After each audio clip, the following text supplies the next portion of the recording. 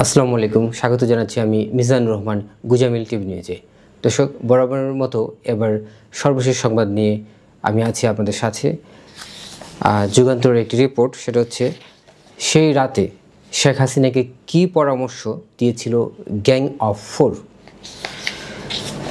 অর্থাৎ জুলাই আন্দোলনে গত বছরের 4 আগস্ট রাতে শেখ হাসিনাকে কঠোর অবস্থানে যেতে বলেছিলেন গ্যাং অফ 4। সেই গ্যাং অফ 4 কারা? তারা হলেন আওয়ামী লীগের সাধারণ সম্পাদক ওবায়দুল কাদের, সাবেক আইনমন্ত্রী আনিসুল হক, শেখ হাসিনার বেসরকারি বিনিয়োগ ও শিল্প বিষয়ক উপদেষ্টা সালমান এফ রহমান ও সাবেক স্বরাষ্ট্রমন্ত্রী আসাদুজ্জামান খান কামাল।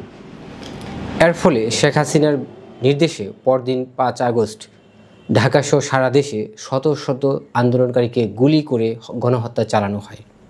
শেখ হাসিনা দেশ ছেড়ে পালানোর আগ মুহূর্ত পর্যন্ত হত্যাযজ্ঞ চালিয়ে ক্ষমতায় থাকার সব ধরনের অপচেষ্টা করেন। 4 আগস্ট রাতের বৈঠকে শেখ হাসিনার পদত্যাগের বিষয়টি সামনে এলে তিনি ক্ষুব্ধ হয়ে বলতে থাকেন, যা হওয়ার হবে, তিনি ক্ষমতা ছাড়বেন না।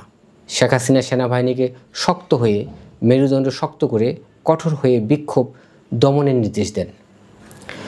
জুলাই গণ অভ্যুত্থানে সংঘটিত মানবতা বিরোধী অপরাধের মামলায় জাসদ সভাপতি হাসানুল হক ইনুর বিরুদ্ধে আনুষ্ঠানিক অভিযোগ ফরমাল চার্জে এমন তথ্য উঠে আসে।